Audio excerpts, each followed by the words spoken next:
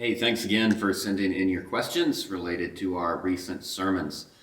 We are in the middle of or the beginning of our Psalms series. And this last weekend, we talked about Psalm 16, which has much to say about what a complete picture of worship looks like.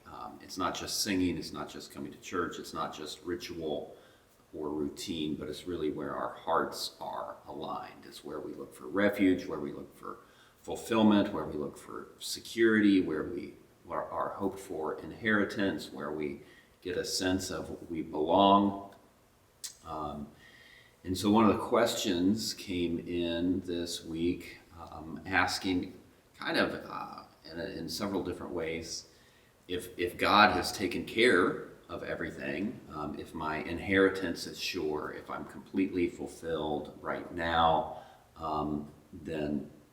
then why try? What is the point of achievement? Or should I be striving for achievement? Should I be striving for excellence? Is it wrong to somehow work hard? And the answer is both yes and no.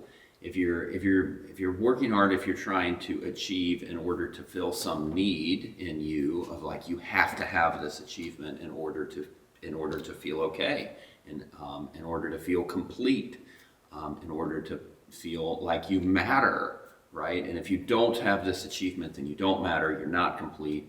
You're not worthy. If it has risen to that level for you, then yeah, that's a form of idolatry. Anything that we have to have in order to be okay has risen to the level of ultimate importance, and really only God should be in that position. The only thing that we have to have in order to be okay is God. But Jesus does tell us to work hard. Matthew 20, the Son of Man didn't come to be served, but to serve, to give his life as a ransom for others. The whole point is others-oriented. And so our drivenness should be for others, for God, but not really for self. It's how can I make other people's lives better? It's how can I bring focus to God here? It's how can I improve every situation around me, right? It's always outward looking.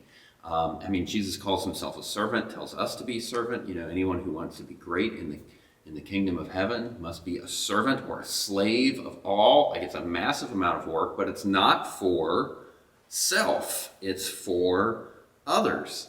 And that could burn us out if we're always thinking about others, working for others, straining ourselves for others. That could burn us out. But that's why you have to come back to what is worship. Where do we worship? Where do we get our sense of fulfillment, purpose, security, inheritance, refuge, belonging, right? If we are really vertical on all of those things toward God, and we do feel completely filled with him, of course we're going to have other disappointments in life. But if we have this constant source of life really pouring into us from him, and that's where we are gaining our sense of refuge, fulfillment, security, belonging, inheritance, and that's like overflowing, always pouring into us, then it is easy to pour out to others,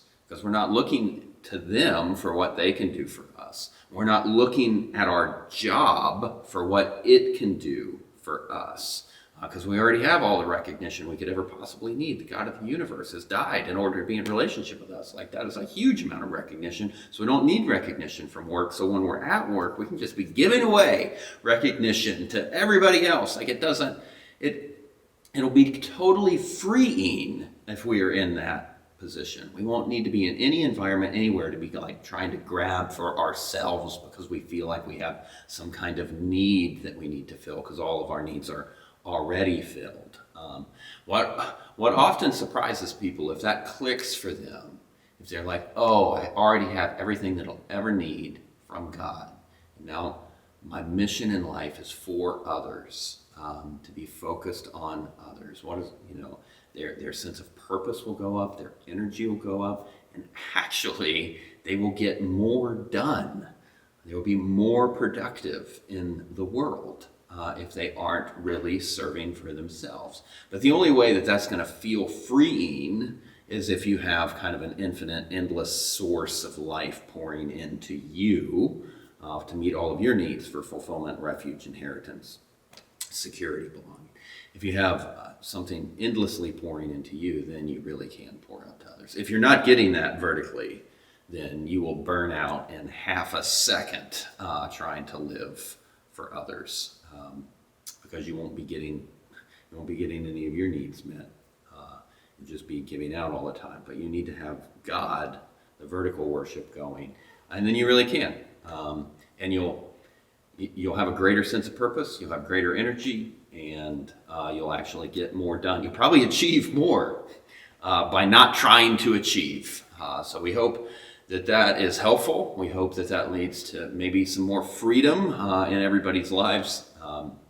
And we really appreciate the question. So thank you, and we will see you next time.